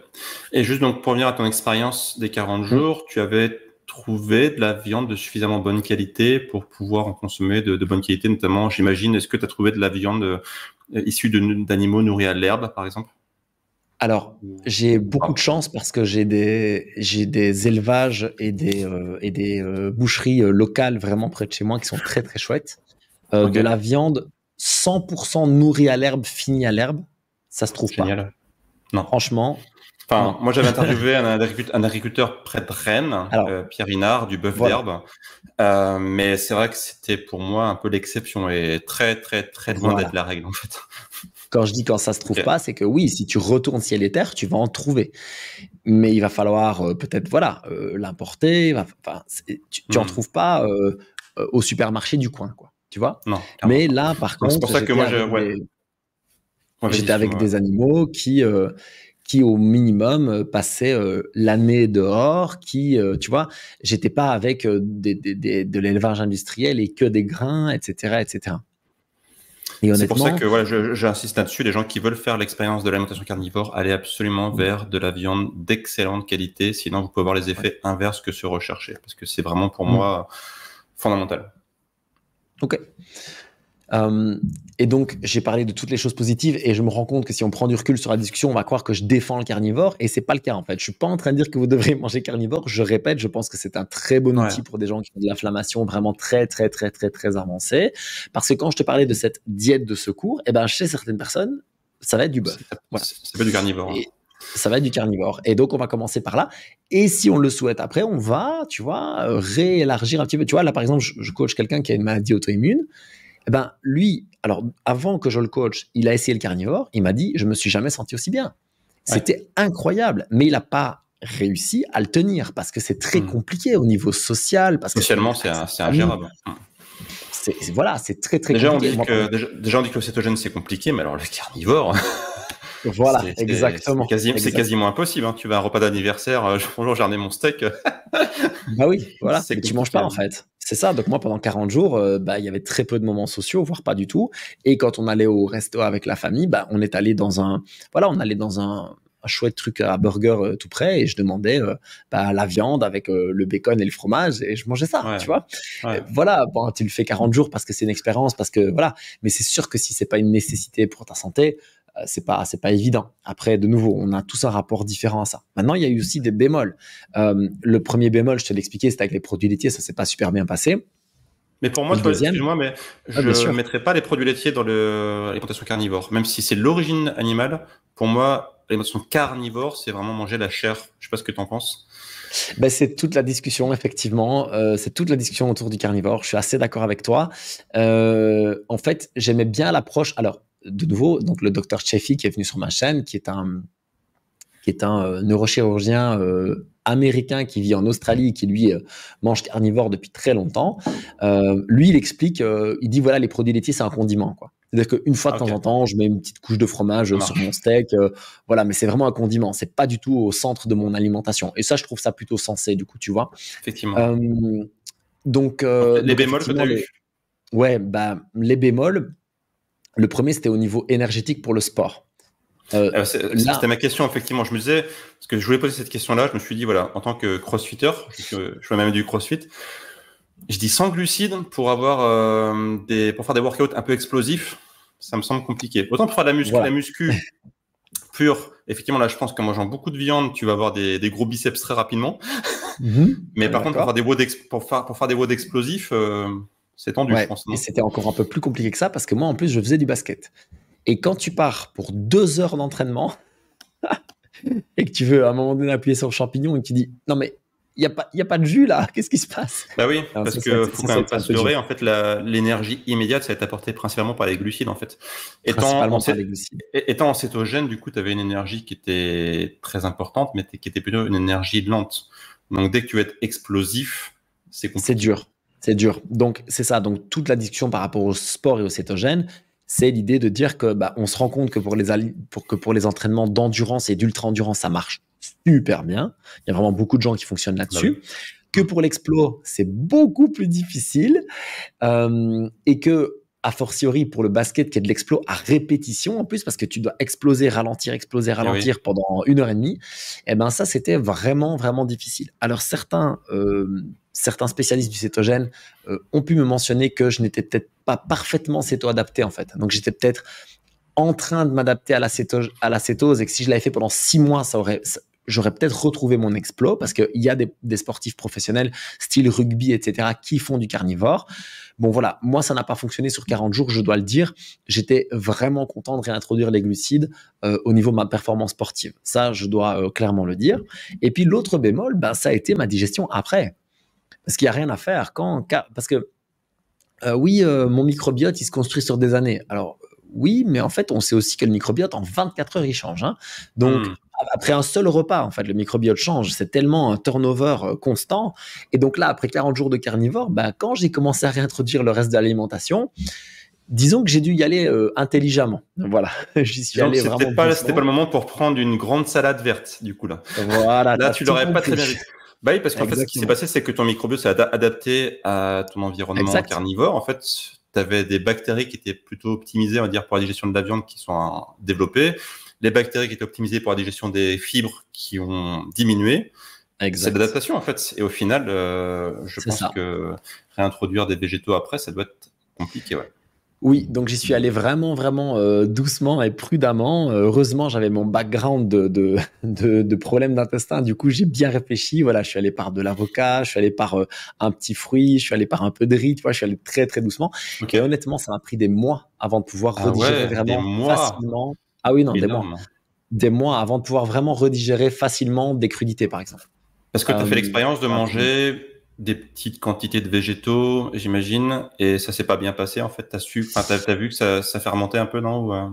Bah en fait, ouais, le problème, c'est que je me suis retrouvé, par exemple, au resto à me dire, ah oui, la salade a l'air trop bonne, tu sais, et je tape un peu dedans. Et puis, et ben, par exemple, dans mon fameux bar à burger, on va régulièrement là, Resto Burger avec la famille, Ouais. euh, bah, ils ont ce qu'on appelle un coleslaw, tu sais, donc c'est un mélange de choux et de carottes, un petit peu assaisonné, c'est super bon. Ben, la première fois, j'ai pris juste 3-4 bouchées et tout de suite, mon ventre m'a dit, mais arrête-toi Ah de ouais. suite, ça va pas le faire, quoi. Ah ouais, non, ça, il m'a fallu vraiment quelques semaines avant de pouvoir le refaire. En même temps, c'est choux et carottes crues, hein, donc voilà. Ouais. Et maintenant, par contre, je peux franchement en manger très confortablement. Et vraiment, à ce moment-là, le pivot, le game changer, ça a été la réintroduction des aliments fermentés. Vraiment. Ça a été à Ok. ce moment-là que j'ai senti que en 1 à 2 semaines, boum, je dis, ah, ça va mieux, tu vois. Et en fait, j'ai recommencé avec une cuillère de choucroute, quoi. Mais une cuillère à café, hein. Une cuillère à café de choucroute, un cornichon, et j'ai commencé avec ça. Puis après, c'était une cuillère à soupe de choucroute, c'était un deuxième cornichon, tu vois. Et petit à petit, je me dis, ah ouais, non, en fait, ça fait vraiment du bien. Et ça passait par contre, tu vois. Ok. Et voilà, et ce fameux kéfir d'eau, etc., etc. Et voilà, ça, j'ai vraiment vu une différence. Ok. Non, c'est fou, hein. Mais ouais, tu vois, j'aurais pas forcément misé sur autant de temps avant de pouvoir réintroduire une alimentation végétale. C'est Alors, je parle pour être en incroyable, hein. confort digestif, hein. J'aurais Ouais, pu le faire. ouais, je Ouais, comprends bien, ouais, mais c'est ça. c'est assez fou, je trouve. Et Ouais, ça je suis montre à quel d'accord. point le corps peut s'adapter à une alimentation rapidement et justement la magie du microbiote, quoi, qui Ouais, s'adapte à notre alimentation, exactement. quoi. Je suis d'accord. Ok, super intéressant. Bon, bah écoute, Jacques, on a appris pas mal de choses, c'est cool. En tout cas, merci de ce retour d'expérience sur l'alimentation carnée. Je Avec pense que ce sera plaisir. peut-être d'ailleurs le titre de ce podcast pour inciter les gens à venir voir. Ouais, c'est vrai que Euh, ça peut intriguer, je pense. ouais, je pense. Ouais. Est-ce que tu as des choses à rajouter sur des bons conseils ou des choses que tu as découvert récemment sur la santé, sur l'alimentation que tu voudrais partager? Je te prends un peu au dépourvu. Ouais, mais c'est intéressant. Écoute, franchement, ce qui me marque le plus pour le moment, c'est justement que je fais un gros travail sur l'anxiété, la, Ouais, la gestion des émotions, le mouvement, etc. Et que le lien en fait avec l'alimentation est incroyable. Mais vraiment, vraiment spectaculaire. Je pense qu'on sous-estime totalement l'impact de l'alimentation sur notre état mental. Et ça, c'est un peu, je pense, un cheval de bataille que je vais avoir dans les prochaines années probablement, avec le fait que c'est très peu discuté, c'est très peu suivi, c'est très peu écouté. J'ai déjà fait hmm, des vidéos là-dessus, etc. Ça intéresse très peu les gens. Après, voilà, ici, tu vois, j'ai fait un épisode avec Julien Pinault sur le sujet. Tu vois, il fait quand même 20 000 vues. Alors voilà, 20 000 vues quand tu parles d'anxiété, je me dis, ah, tu vois, c'est qu'il y a quand même quelque ouais, chose. Voilà. Et donc, j'ai clairement, bah, envie on de. sait bien que le stress et l'anxiété, c'est un peu une tueuse silencieuse, comme l'inflammation chronique qu'on a C'est évoquée. Ouais. ça. Je ne sais pas si tu as vu ce podcast, mais il est vraiment intéressant parce que Julien, en fait, selon ses propres recherches, on arrive à déduire, si tu veux, que l'anxiété et l'inflammation, en fait, euh, sont la même chose. En fait, c'est vraiment une réaction immunitaire du corps. Et donc de dire, en fait, baisser un fera baisser l'autre. Et ce qui est assez impressionnant, et ça, je pense que tu peux probablement en attester, mais n'hésite pas à me corriger si tu le vois différemment, c'est que quand tu vas être dans un état d'anxiété avancé ou apaisé, ta digestion va être totalement différente. Totalement Mais différente. complètement. On se rend compte que le stress et l'anxiété, en fait, jouent sur la digestion, mais c'est stratosphérique. Et tu vois, l'expression genre avoir un nœud au ventre, c'est pas pour rien, en fait, hein. quelqu'un qui est stressé, il a un nœud au ventre, c'est pas pour rien. C'est parce que justement, ça ne passe plus, c'est bloqué, quoi. Exactement. Et après, voilà, enfin, on va pas expliquer le côté système nerveux sympathique, parasympathique, etc. Mais tout est lié, clairement. C'est ça. Et en Et fait, toi, justement, t'as parlé d'alimentation, excuse-moi, t'as parlé d'alimentation carnivore, ouais. qui t'a fait beaucoup de bien. Est-ce que tu as d'autres choses sur lesquelles tu as vu qui avaient effectivement un impact sur ton anxiété, sur ton stress? Ouais, clairement, en fait, c'est la gestion des glucides. La gestion des glucides, pour moi, c'est la clé. C'est-à-dire que en fonction de notre profil, d'une part, et de notre activité physique, d'une autre, je pense qu'on a un espèce de seuil de glucides. C'est-à-dire que je vais prendre des nombres qui sont tout à fait aléatoires, soyons bien clairs, ne vous basez pas là-dessus, mais c'est pour illustrer la chose. On peut imaginer que quelqu'un qui mange 100 grammes de glucides sur sa journée se sente parfaitement bien, et lorsqu'il en mange 150 pendant 2, 3, 4 jours, commence à moins bien dormir, commence à être un petit peu plus nerveux, commence à, tu vois, avoir un peu ce côté, tiens, je suis un peu plus inquiet de l'avenir, etc. Et ça, on se rend compte que ce seuil, il est tout à fait dépendant de chaque personne. Et le seul lien qu'on arrive à faire pour le moment, c'est que d'une part, il y a l'air d'y avoir des profils qui sont plus tolérants aux glucides naturellement. Ça, Julien Vénesson, par exemple, en parle dans son livre Nutrition de la force avec les N1, N2, N3. Et ça correspond un peu à ce qui se découvre pour le moment, comme je disais, avec la génomique, etc. Et puis, c'est clairement le niveau d'activité physique. C'est-à-dire que la même personne qui va être sédentaire ou active, tu vois, si moi, je coach pendant 3 heures et que je fais un entraînement d'1 heure, 1 heure et demie le soir, je peux clairement me permettre de manger plus de glucides ce jour-là avec aucun impact sur mon anxiété ni mon sommeil. Mais si je mange trop de glucides en étant plutôt sédentaire et encore pire, en étant vraiment assis et quelque part inactif pendant toute la journée, alors là, ça va être vraiment assez dramatique. Alors une fois, ça peut fonctionner, mais si je fais ça pendant plusieurs jours, je vais vraiment voir le lien direct. Et ça, pareil, tu vois, je te parlais de propulsion. On travaille sur la perte de poids, on travaille sur la diminution de l'inflammation. Et un peu comme toi, je pense que tu le fais, on diminue naturellement les glucides parce que la plupart du temps, les gens en mangent trop par rapport à leurs besoins. Ils ne se rendent pas compte en fait, qu'ils sont en surdose de glucides. Et en fait, tu remarques un effet secondaire qui, à la base, n'était pas du tout l'objectif, c'est que ces gens-là disent « c'est incroyable, je me sens moins anxieux, c'est dingue, je dors mieux ». Et donc, voilà, ça, c'est vraiment quelque chose sur lequel j'ai envie d'insister, j'ai envie d'aider plus de gens, j'ai envie qu'on change les choses parce qu'il y a un lien direct entre l'anxiété, l'inflammation et la consommation de glucides et d'aliments ultra transformés. Ouais. Et donc, j'ai envie d'aider là-dessus parce que moi, je vois à quel point ça régule mes émotions, ça régule mon état, en fait, et à quel point, du coup, ça me permet de mieux gérer ma vie de manière générale. En fait, je ne sais pas si toi, tu as déjà eu un peu des moments comme ça d'anxiété ou de mauvaise gestion et tout, tu vois, mais c'est incroyable l'impact que ça a sur toute ta sphère de vie, en fait. C'est-à-dire que, voilà, dans mon boulot, je suis un moins bon leader. Dans ma famille, je suis un moins bon papa. Tu vois, dans ma tête, moi, je m'aime moins. Enfin, tu vois, tout part en couille, en fait. Ouais. Et je me dis, non, mais en fait, ça marche pas comme ça. Prends soin de toi parce que du coup, tu seras meilleur pour les autres, quoi. Ouais, et ça, j'ai vraiment envie qu'on en parle. Et pour venir aux glucides, pour mettre de l'eau à ton moulin, je suis totalement d'accord avec ce que tu as dit.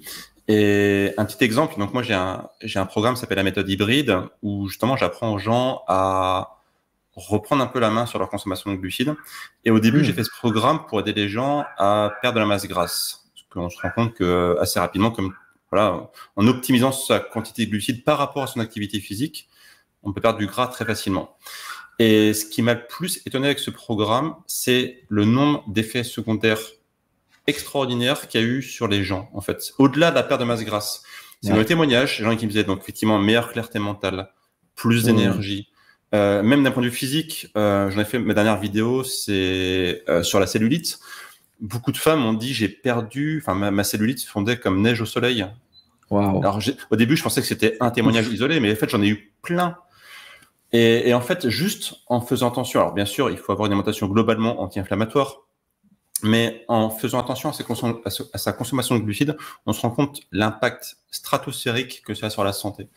Et effectivement, je pense que c'est quelque chose qui est totalement sous-coté aujourd'hui. Et c'est un peu le problème aussi des coachs fitness qui ne parlent, pour revenir au début de notre conversation, les coachs fitness qui ne parlent que de quantité de calories sans forcément tenir compte de la qualité et qui disent finalement, peu importe, tu manges des glucides, à partir du moment où tu es en déficit calorique, tu vas perdre du poids. Et donc plein d'avantages sur la santé, plein d'avantages sur le physique. Je pense que l'optimisation des glucides, c'est quelque chose qui est complètement sous-coté. Et tu me diras du coup comment toi tu vois les choses sur tes expériences dans l'avenir. Ça m'intéresse. On pourra en reparler et faire un nouveau podcast dessus dans l'avenir. J'aime bien faire le cobaye comme ça de temps en temps. Donc effectivement, ce sera avec plaisir. Cool en tout cas, Jack. Écoute, merci en tout cas d'avoir participé à ce podcast, 2e épisode. C'était un vrai plaisir. Pareil. Et donc, je pense qu'on en refera d'autres dans l'avenir parce que avec grand plaisir. Au-delà de la coupe de cheveux, on a beaucoup de points en commun. Pour ceux qui regarderont le podcast, ça les fera bien rire. Ça marche. Merci Wilfried, c'était très cool. À très bientôt.